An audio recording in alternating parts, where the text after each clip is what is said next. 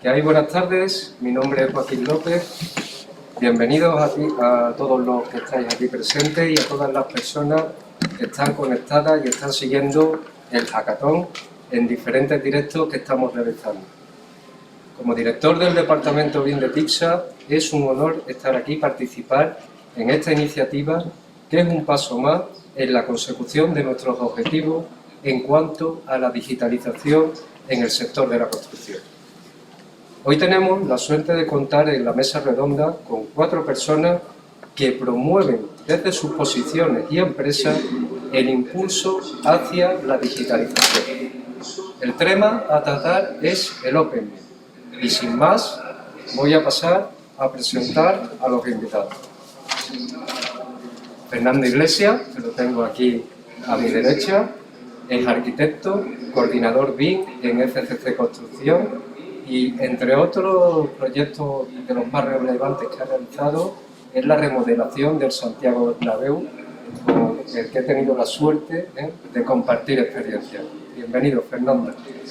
Tenemos a David García Ochoa, amigo y compañero, excompañero, es arquitecto técnico, actualmente jefe del Departamento de Ingeniería Digital en la Dirección Técnica en Ferrovial Construcción y se dedica a tareas transversales y estratégicas relacionadas con la ingeniería digital, dando soporte a grandes proyectos, como el aeropuerto de Denver, el C2C3, el HS2, que es la línea de alta velocidad Londres-Birmingham, el metro de Sydney, que también trabajamos. Bienvenido también. Tenemos también aquí a mi izquierda Antonio González Viegas, arquitecto, desarrollador, actualmente en Autility, es coautor de IFC.js, que es una biblioteca IFC de código abierto en JavaScript, y además de realizar por cuenta propia proyectos de arquitectura, su pasión ha sido el desarrollo y el uso del lenguaje informático para la optimización de procesos en el sector de la arquitectura y la ingeniería. Y por último, y no menos importante, mi querido compañero José Álvaro Domínguez, ingeniero de caminos, canales y puertos, director de proyectos especiales de TICSA, con un gran bagaje profesional a sus espaldas que lo avala. Entre los proyectos más significativos que ha liderado están el Modelo Cero del Distrito Castellana Norte, el Sport Boulevard, que es un desarrollo de un corredor urbano en Riad, ¿no?, de 135 kilómetros más, kilómetros abajo, ¿verdad? Madrid-Río, etcétera, ¿no? Y proyectos de investigación, desarrollo e innovación como el Road BIM y el Civil BIM, con resultados y conclusiones que han aportado mucho valor a procesos de producción y gestión en los proyectos de TICSA. Bienvenido. Muchas gracias por estar aquí a todos. Bueno, pues vamos a empezar preguntando a Antonio ¿qué es para ti el Open BIM y qué relación tiene con el trabajo que estás realizando ahora con IFC.js? Bueno, para mí el Open BIM tiene que ver con que el BIM al final no tiene dueño, tiene que ser algo abierto, algo accesible, tanto para los usuarios como para los desarrolladores.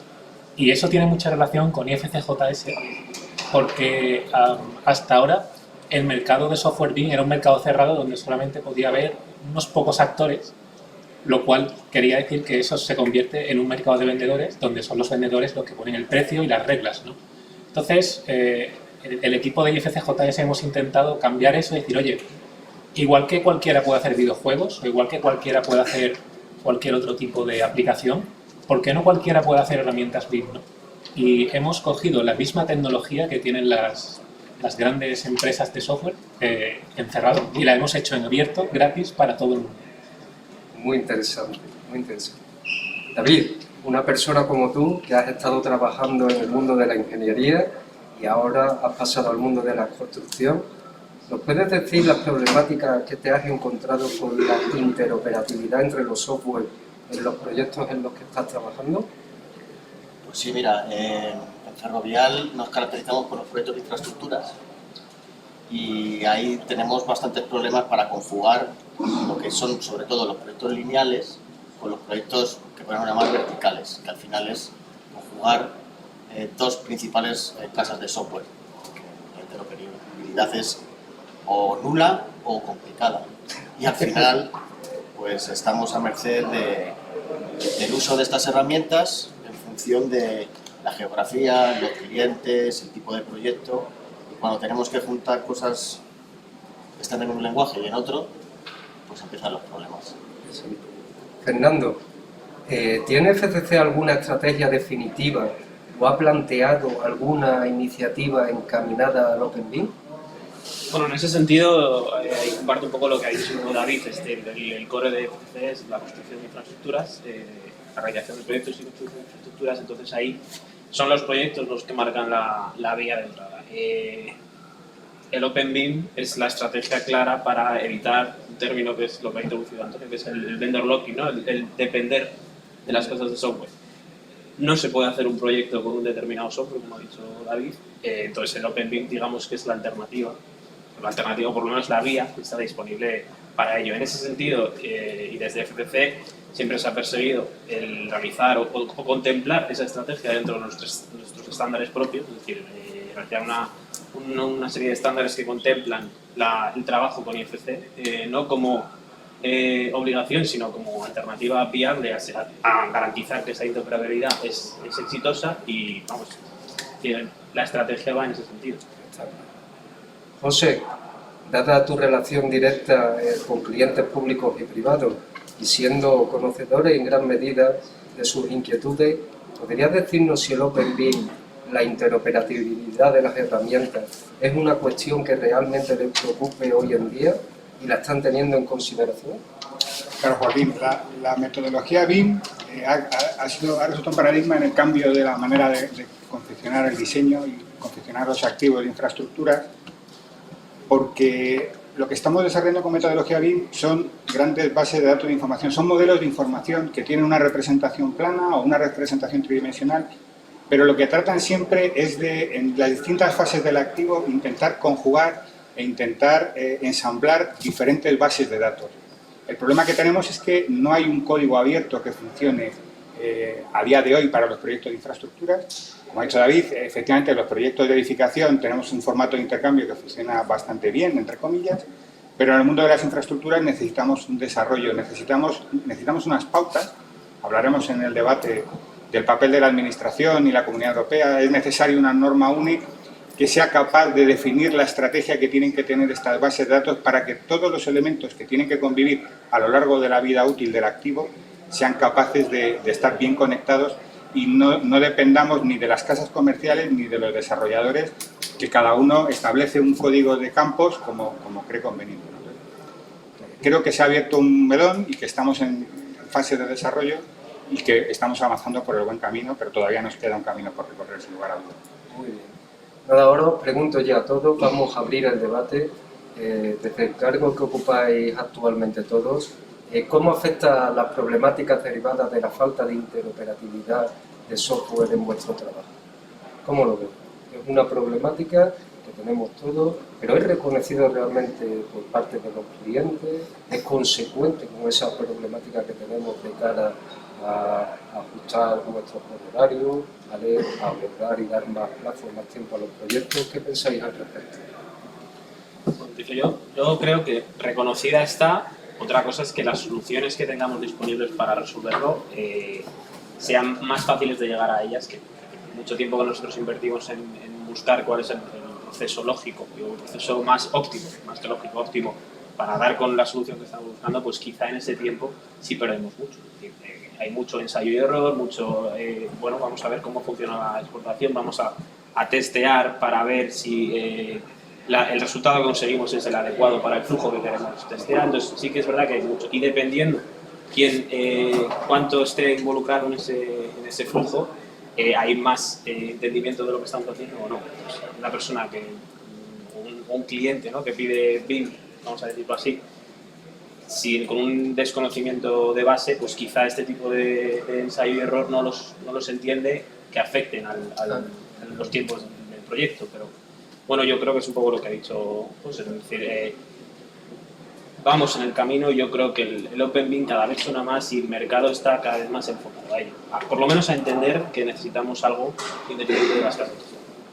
De lo que dice Fernando, imaginaros el problema con el que nos estamos encontrando a día de hoy. Tenemos que ser capaces de digitalizar un activo grande de una ciudad consolidada y el simple detalle de conectar dos bases de datos de catastro o bases municipales que tienen prácticamente la misma información, pues necesitamos un tiempo tedioso para encontrar la manera de poderlas conectar, porque probablemente el lenguaje que tienen los campos de las dos bases es distinto. O sea, no hay una manera fácil de conectar, de ensamblar esas dos bases de datos. Entonces, en mi opinión, será necesario que dentro del mundo de la digitalización haya unos acuerdos, unos estándares que permitan que toda la gente que desarrolle su activo digitalmente pues lo convierta con unos campos que permitan la facilidad. Y luego entrarán los desarrolladores a facilitar esa conexión. Que a día de hoy pues somos las empresas que estamos involucradas las que estamos intentando encontrar la manera de resolver estos problemas. Da la sensación, ¿verdad?, que somos las empresas precisamente que nos vemos afectadas por esta falta de interoperatividad, porque tenemos que dar un paso adelante para resolver el problema. No me encaja a mí personalmente. Entonces debería de estar dado hecho de alguna manera. La teoría parece que todas las tenemos claras, pero la puesta en práctica es lo realmente difícil y lo que veo un poco más duro, ¿no, Antonio? Sí, para mí, o sea, yo diría que incluso a mí me parece razonable que seamos las empresas las que demos un paso adelante y demos un golpe en la mesa. Lo digo porque al final, si nos paramos a pensar en los diferentes actores que hay ahora mismo en el ecosistema BIM, está claro que las casas comerciales que venden su software, al final lo que les interesa es que se utilice su formato y su ecosistema de software y sus aplicaciones. Y sí, tienen que tener esa parte de que te permitan sacar tus datos para cumplir la papeleta, pero quiero decir, yo creo que está claro que su modelo de negocio no es ese y que al final ese problema somos nosotros los que nos encontramos en el día a día y los que tenemos que explicarle al cliente, oye, esto no funciona así porque no has exportado correctamente o esto no funciona porque es tal y tal. Yo creo que somos nosotros los que tenemos el problema y al final vamos a ser nosotros los que tengamos que solucionarlo, ¿no? Bueno, ¿y de qué manera contribuye el Open BIM a la transformación digital del software? Hemos dado un paso, todos trabajamos con herramientas tridimensionales, con información paramétrica, independientemente del software que utilicemos para ello. Bueno, viendo el ecosistema de software tan grande que tenemos, abrirnos hacia ese Open BIM, ¿de qué manera pensáis que nos va a repercutir? Para mí está claro que es lo que has explicado tú, que abre la entrada a otras empresas a participar de la transformación digital del sector en general. Y no solamente que dependa de la marca 1 y la marca 2 que todos conocemos, que dominan el mercado y sus roadmaps. Al final, tu empresa, sea una constructora, una ingeniería o lo que sea, tiene unos procesos, tú los quieres transformar digitalmente, los quieres digitalizar, quieres aplicar automatizaciones, inteligencia artificial, todo lo que se te ocurra, y si no tienes Open BIM es muy complicado. Vas a tener que acabar acudiendo a las grandes casas de software a decirle, oye, ¿qué tienes para mí para hacer esto? Y vas a depender de ellos. Entonces, se puede hacer sin Open BIM, pero es mucho más complicado, es más interesante si existe pues, un lenguaje común, una estandarización que te da pie a hacer todas esas cosas. Es la única vía para no depender de las limitaciones de cada uno de los softwares utilizados. Es decir, es la única manera, sea mejor o sea peor, es decir, porque habrá críticos que dicen, no, es que el IFC a día de hoy no está desarrollado, es que hay softwares que todavía no están homologados para exportar en IFC 4. Tenemos, es decir, no vamos a vender que esto es perfecto, tenemos trabas y todos las conocemos, pero creo que la estrategia del Open BIM, apostar por ella, apostar por formación, apostar por explicar mejor todos los flujos, es la única vía para lo que ha dicho David, no depender de que tu camino, tu objetivo te lo marque hasta dónde puedes llegar, porque un software te lo limita. Está claro.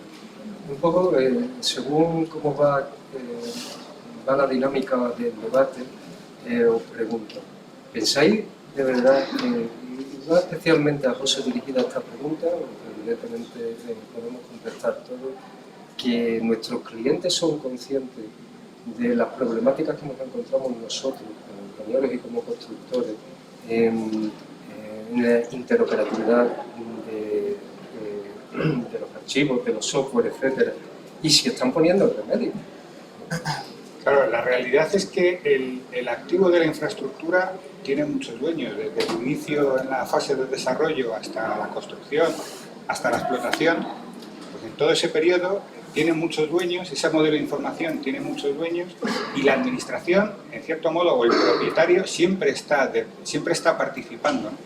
¿Qué es lo que ocurre? Que es el propio propietario o la propia administración la que se está encontrando primero con que tiene unos sistemas que no sabe muy bien qué hacer con ellos, es consciente de que tiene un motor potentísimo de cálculo que incluso le va a ayudar a la gestión del activo, le va a proporcionar interés económico y probablemente le va a solucionar muchos conflictos de sostenibilidad que están por llegar y que habrá que analizar en un futuro. Y la realidad es que ellos están viendo, toda la administración en general está viendo que estamos entregando productos probablemente con un diseño geométrico estupendo o una base muy bien cargada, pero efectivamente volvemos a tener el problema de la conectividad entre las bases de datos. Si no somos capaces de mapear las bases de datos, por ejemplo, imaginemos un propietario de carreteras, pues probablemente no es necesario que cree un sistema catastral, porque el sistema catastral ya está creado y hay una base de datos. Lo que hay que hacer es permitir que esa información se conecte de forma inmediata. La administración es consciente de que a día de hoy, a un cliente particular, eso no es posible.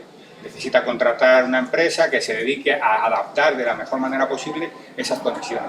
Por lo cual es un problema grande, es un problema que está totalmente ligado a la digitalización del activo, a esta realidad del metaverso, y para que toda la información real pase al metaverso, pues es necesaria una conectividad que sin lugar a dudas pasa por códigos abiertos y por un lenguaje de conexión realidad-máquina que tiene que estar establecido. Ahí la administración, y en un llamamiento a la Unión Europea incluso, ¿no? Tiene que, igual que la Unión Europea estableció pautas para el establecimiento de la metodología BIM, pues yo creo que el siguiente paso es establecer esas pautas para que las bases de datos puedan conectarse y de verdad podamos utilizar los activos con una digitalización, un nivel de aprovechamiento muy alto, que a día de hoy creo que no es así. Antonio, en ese sentido, parece que la Building Smart ya está haciendo muchos progresos, está apostando claramente por el EPOS BIM, pero quizás sea una percepción personal, me da la sensación de que no tiene el respaldo suficiente del sector de la construcción, de las grandes administraciones, probablemente porque no esté en el marco, bajo el régimen de un marco legislativo. No sé qué opinas al respecto y si mi impresión es equivocada, por supuesto. No, Antonio, David, quien quiera comentar.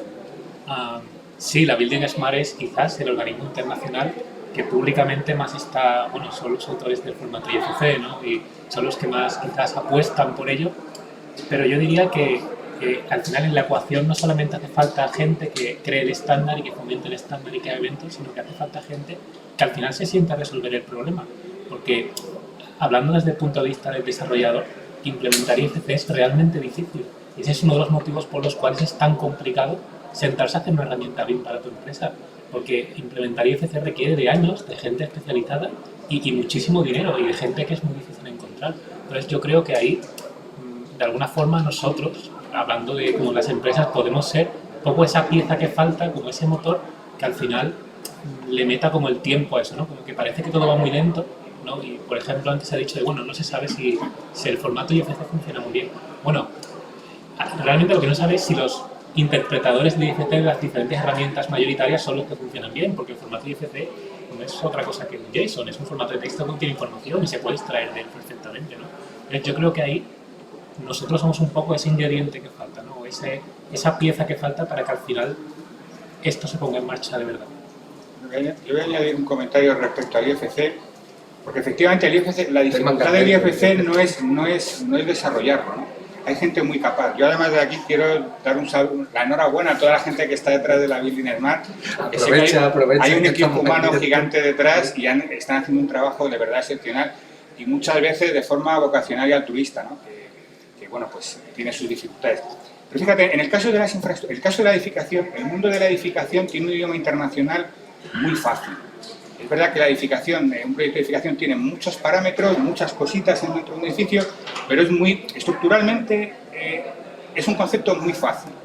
¿Qué ocurre en el mundo de la infraestructura? Nosotros nos hemos dado cuenta al participar en los proyectos de I+D+I de Road BIM, nos hemos dado cuenta que al ponernos en contacto con otras comunidades que están desarrollando y quieren participar, el problema de una carretera es que tiene un lenguaje, no tiene un lenguaje único. Una estructura de una carretera, que son todas las carreteras del mundo, son iguales, ¿no? Básicamente, pero realmente todos los elementos están definidos y están conectados en cada región de una manera distinta y se interpretan de una forma distinta. Entonces es muy difícil, si no hay alguien arriba que diga, bueno, las reglas van a ser estas, si nosotros como usuarios o como desarrolladores, yo como proyectista pongo mis reglas en base a mi normativa o una normativa internacional que establezco como prioritaria, me estoy dando cuenta que el resto de comunidades hablan otro idioma para establecer la misma carretera. Entonces, ¿qué me ocurre? Pues yo tengo un elemento cuneta que se conecta de forma distinta cuando estoy trabajando con un grupo coreano que cuando estoy trabajando con un grupo alemán que con un grupo español. Entonces, ¿qué es lo que ocurre? Que mientras no haya unas normas, los desarrolladores van a decir, ¿a quién hago caso? ¿A él o a ti? Entonces tengo que hacer 3 IFCs, es lo que está pasando, no funciona. Realmente hay un nivel muy alto de programación, hay un nivel muy alto de conocimiento computacional, las máquinas tienen mucha potencia, pero insisto, yo creo que a donde he llegado yo ahora mismo es que el problema está en que hacen falta unas reglas, siempre hacen falta unas reglas y una instrucción muy clara. Cuando consigamos eso, yo creo que el IFC se va a desarrollar de inmediato. Y luego sería bueno que efectivamente tiene que haber un impulso económico. Probablemente las vacunas del COVID pues no se habrían desarrollado sin una conveniente inversión. Esa inversión va a ser recuperada con creces. Bueno, pues aquí hace falta otra inversión. El mundo de la digitalización necesita de una inversión y en muchos casos pues el gestor de los activos es la administración, debe ser la administración la que nos ayude, la que nos empuje a establecer estas reglas y a desarrollarlas.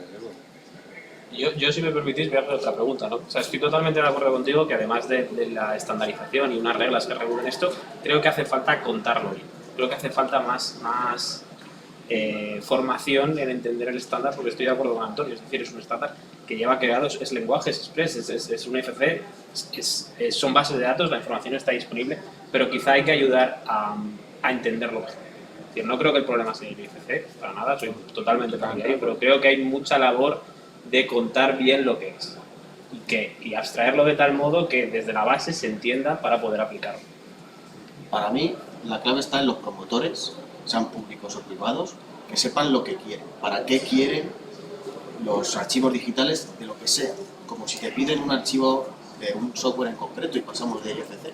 La clave está en saber para qué lo quieren y que lo tengan claro y que digitalicen su propio proceso. Y una vez que lo tengan claro, que te lo pidan claro, porque a día de hoy lo que está pasando es que piden cosas que les cuentan que deben pedir y entonces pues es muy difícil gestionar las expectativas de los clientes en este sentido.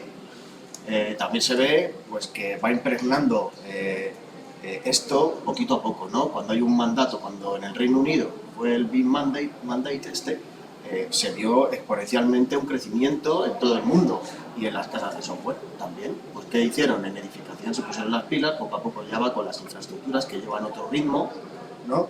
Nosotros estamos haciendo infraestructuras en el Reino Unido y nos encontramos que dependiendo, aunque allí esté una ley muy clara, pues dependiendo del cliente que tengas, ellos saben cómo pedirte las cosas o no. Y te piden y te preguntan a ti, etcétera. Lo mismo en Chile, va poco a poco, ¿no? En Chile no es lo mismo hacer un hospital a día de hoy que hacer una carretera. Dependiendo de con quién hables, pues te va a pedir las cosas con mayor o menor detalle. Y esto, pues, cuanto mayor detalle, más fácil. Entonces la clave está en eso, en que entiendan no solamente en qué consiste, sino cómo aplicarlo.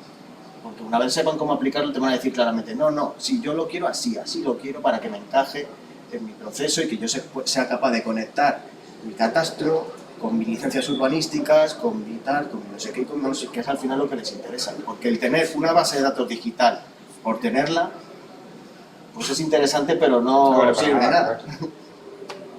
Dice la ISO 19650 y eso, la 1 y la 2, es escrupulosa. Cantidad de información necesaria.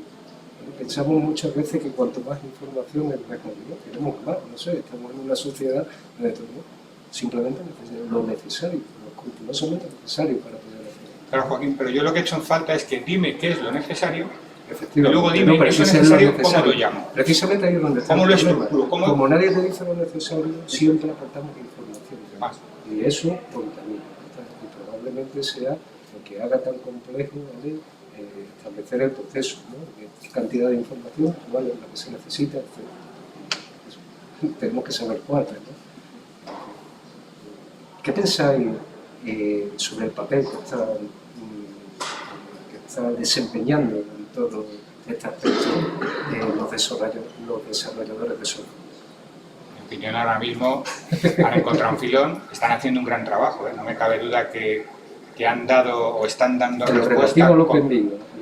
respuesta, claro, a la metodología BIM, pero respecto al Open BIM, pues no tienen, yo creo que no tienen un interés cierto, ¿no? Ellos al final, efectivamente, en su ecosistema resuelven todo el conflicto, o gran parte del conflicto, y ellos te dicen, bueno, pues resuélvelo con mi ecosistema. ¿Cuál es el problema? Pues que a día de hoy, nosotros, como pasa a vosotros, nos estamos encontrando con que depende con el cliente que vayas, necesitas depender de ese ecosistema.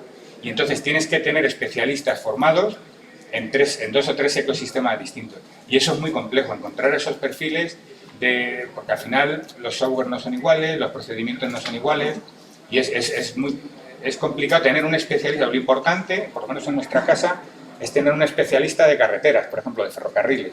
Pero a ese especialista le estás pidiendo, y además de ser un especialista en ferrocarriles y saber la instrucción y saber diseñar ferrocarriles, ahora tienes que saber el ecosistema, dominarlo. Eso es uno de los problemas. Y eso es un problema a día de hoy muy gordo y en el que las grandes casas comerciales pues no están ayudando a desarrollar estos formatos de intercambio. Pero ojo, que luego están surgiendo otras más pequeñas que se centran precisamente en este nicho, ¿no? Realmente, sí, o sea, para mí, por definición, una empresa es algo que genera dinero y genera valor, ¿no?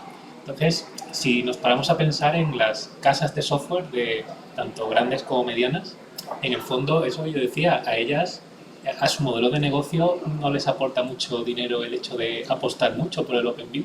Entonces, yo lo que diría es, oye, si a nosotros sí nos aporta dinero en forma de ahorro de procesos y de contratar gente y todo, a lo mejor nosotros tenemos que convertirnos en esas empresas. Es decir, oye, al final el mercado va por necesidades y la necesidad es nuestra, no es suya, porque su necesidad es que sigamos comprando software. Entonces, como la necesidad es nuestra, a lo mejor tenemos que ser nosotros los que, digamos, tomemos cartas en el asunto y digamos, oye, pues ya está bien, ahora necesitamos unos estándares, unas reglas y tal. Y entender que al final el mercado de software BIM no es algo solamente reservado a unos pocos privilegiados, que nosotros también podemos tomar partido. Claro, es que es total, o sea, todo lo que has dicho es totalmente coherente y tienes toda la razón. Es que es así. ¿Cuál es el problema? Que una empresa como Grupo TIPSA se dedica, tiene una línea de negocio que también tiene que defender y se ha encontrado con que hay una normativa europea, mundial, que establece una nueva metodología de desarrollar proyectos y donde en cierto modo te encuentras con que para poder seguir adelante pues tienes que hacer un esfuerzo muy grande en adaptarte a las casas comerciales que lo han desarrollado. Tú no tienes tiempo literal. El Grupo TIPSA es una empresa muy grande, ha desarrollado software para su diseño de infraestructuras, un diseño con muchísimo éxito, que ha funcionado muy bien. Claro, al final no tenemos tiempo ni recursos para adaptarnos. O sea, nosotros no podemos ser un gran desarrollador. No te digo que no se pudiera ser, porque aquí desde luego hay gente muy capaz y podrían hacerlo porque lo han hecho. O sea, nosotros tenemos un software de trazado fabuloso. ¿Qué es lo que ocurre?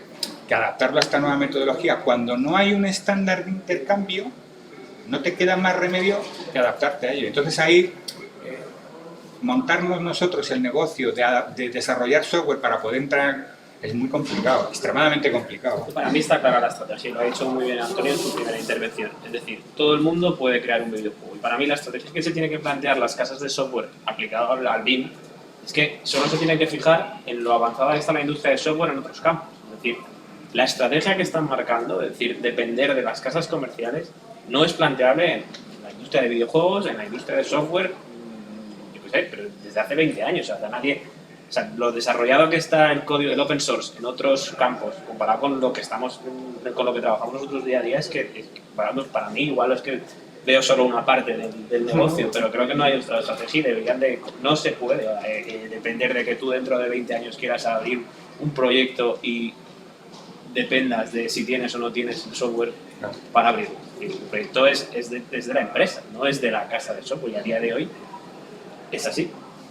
Cuando empieces a pagar por ello, pues lo desarrollarán. Cuando necesites poder abrir un IFC y meterlo y que sea consumible en una herramienta editable de las que usamos para el trazado de carreteras, desde el primer momento para no tener que hacértelo todo desde el principio, pues si realmente alguien se lo pague, pues las grandes casas lo desarrollarán. Mientras tanto, si llega otra pequeña, lo hace, pues...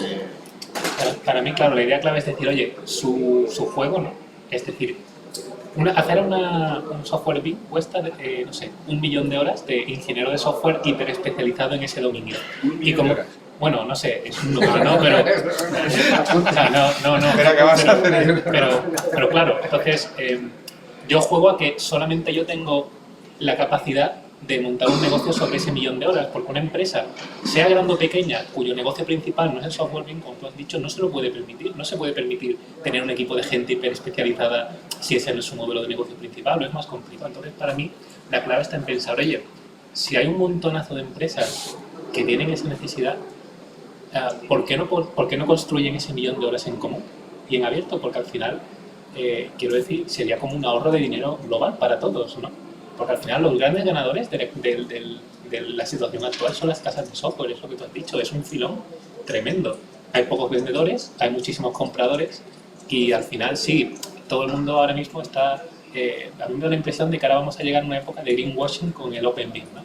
Yo creo que en una semana he visto posts de todas las grandes casas comerciales diciendo, oh, vamos a apostar por el OpenBIM, incluso de la número 1, pero claro, para mí eso no es realista, y no es realista porque al final yo sé que ellos no van a ganar dinero con eso.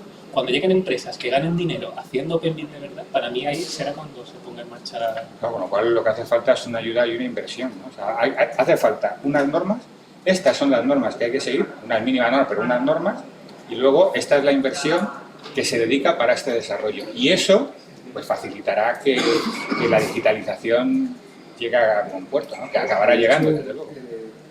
Una de las preguntas que tenía preparada para esta mesa redonda era en cuanto a la red. No se está hablando mucho del normativo, del marco normativo, ¿no? El papel, hemos hablado del papel de los desarrolladores, el papel de la administración, gobierno. Es decir, ellos, ¿cómo pensáis que deberían de encarar esta situación para precisamente intentar evitar... Esa es la gran pregunta. Tiene que ser, en mi opinión, tiene que ser una estrategia similar a las pautas que ha seguido la Unión Europea, en cierto modo, con la implantación de la metodología BIM. Se establecieron unos calendarios, determinados países han seguido su hoja de ruta, unos más adelantados que otros. En cierto modo, yo creo que a nivel europeo el grado de implantación BIM es muy alto, no del 100% ni mucho menos, pero es muy alto. Bueno, pues yo creo que la Unión Europea, tenemos que utilizar la Unión Europea como árbitro común de toda la Unión y probablemente como impulsor mundial, que al final tiene que ser capaz de establecer estos patrones y tiene que ser capaz de establecer estos formatos abiertos que permitan la conexión de las grandes bases. Y a partir de ahí entraremos el resto de actores, en especial las casas de desarrolladores. Luego tendrá que haber una manera, que no sé cuál es, pero una manera de financiar en cierto modo, de apoyar económicamente para que el desarrollo no sea altruista como ocurre con la Línea de Mar, con unas donaciones y una muy buena voluntad de mucha gente, pero que insisto, al final lo que hace falta es que haya, o sea, que todo el mundo profesional se dedica a ganar dinero, gane dinero y esa inversión y ese desarrollo sea útil para el conjunto de la comunidad.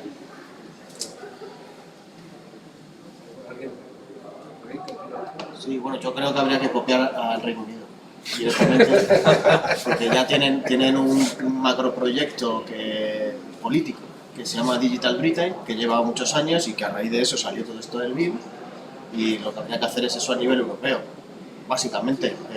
Bueno, o sea, es que llevan la ventaja, ¿no? Y a ellos les ha surtido efecto y lo que ellos hicieron yo creo que cambió el paradigma para nosotros, porque a ellos les están copiando pues, mucha gente. Cuando estábamos trabajando en el metro de Doha, ¿a quién estaban copiando? Pues a los británicos. Cuando estábamos ahí, y así sucesivamente. Y luego, sin embargo, sí que veo, y me alegra verlo, iniciativas como las de AENA, las de ADIF, que ya hacen licitaciones públicas para en el fondo conocerse a sí mismos y plantear su propia transformación digital. Entonces, si ellos ya se conocen, pues podrán participar en estos foros para generar esta normativa, porque les irán a preguntar a ellos. Y por otro lado, lo que dices tú, al final, esto que es porque lidere, en vez de liderar esto, Building Smart, que es muy bien y es la referencia ahora mismo, a lo mejor lo tiene que liderar ISO, ¿no? Exacto.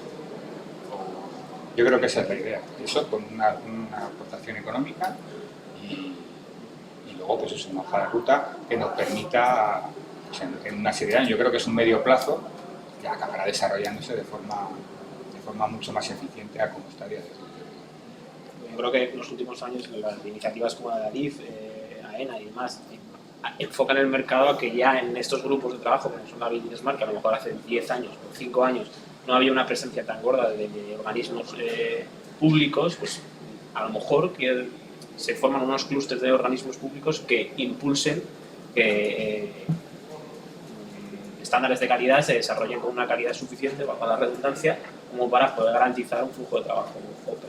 Yo creo que iniciativas, es decir, no estamos a día de hoy en una realidad que sea perfecta, pero estamos mejor que hace 5 años. Ha habido un crecimiento muy grande del año 17 al año 2021. Yo creo que ha habido una evolución, no tanto en edificación, que probablemente ya está a un nivel muy alto, sí, pero en el mundo de las infraestructuras ha habido un crecimiento. Sí, pero en edificación está a un nivel muy alto, pero el enfoque de infraestructura, desde mi punto de vista, por lo que yo he visto, es mejor. O sea, a nivel open, es decir, ha dicho, vale, porque yo creo que el desarrollo de edificación ha sido muy alto, pero no hay tanto conocimiento del Open BIM en edificación como de base se ha pretendido que se tenga en el mundo de la infraestructura. Porque probablemente la edificación desde el principio está apoyada en un desarrollo de un software muy eficiente. Más específico que la infraestructura, donde el ecosistema es mucho más. Claro, en el mundo de la infraestructura se ha tenido que reinventar, ¿no? Ha tenido que intentar adaptarse, y me consta que hay muchas casas comerciales que están haciendo un esfuerzo muy grande en encontrar su hueco en este mundo digital. Bueno, a mí esto se me ha hecho cortísimo, tenía todavía más preguntas, pero el tiempo es el tiempo. No sé, yo por terminar, si queréis terminar con alguna frase, alguna idea que comunicar a todos los oyentes. David, como conclusión de lo que hemos hablado. Seguir al Reino Unido. Yo creo que es una idea, vamos. Antonio, un mensaje que quieras transmitirnos, ¿vale? Con fuerza. Sí, pues nada, no pensar que los errores que nos encontramos en el día a día en el IFC son culpa del formato. El formato es perfectamente capaz y yo creo que hay que apostar por él hasta el final. Buen mensaje. José. Bueno, yo creo que vamos hacia un mundo de digitalización, vamos a convertir la realidad virtual la realidad real, física, en una realidad virtual, y esto necesita una serie de ajustes que estoy convencido que en un medio plazo vamos a conseguir desarrollarlo y a seguir avanzando por este camino. A mí me tranquiliza que en un debate como este haya 5 posiciones tan claras de defensa del Open BIM. Es como motiva a saber cuál es el camino. Está clarísimo. Pues nada, yo nada más que me queda agradeceros de verdad a los 4 vuestra presencia. He aprendido yo muchísimo, probablemente sea el que menos sepa de esto. Y bueno, muchísimas gracias de verdad a todos. Espero que haya sido de vuestro interés esta mesa redonda y no os vayáis porque aún hay más. Gracias a todos. Hasta luego. Adiós. Bueno, pues nada, levantaros ya y aquí ya como este recinto que se